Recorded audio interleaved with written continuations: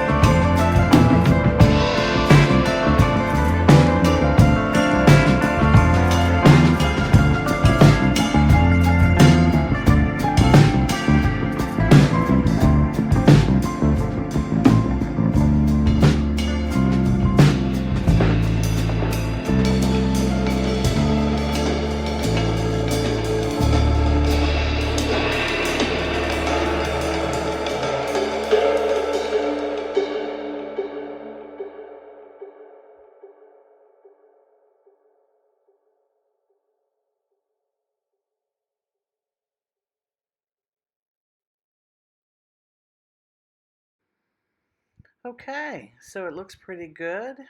I'm debating on what to do, if anything, to it, but it needs to dry a little bit more. So I'm going to cover it up and let it dry completely so I don't screw it up. And then we will do some final touch-ups.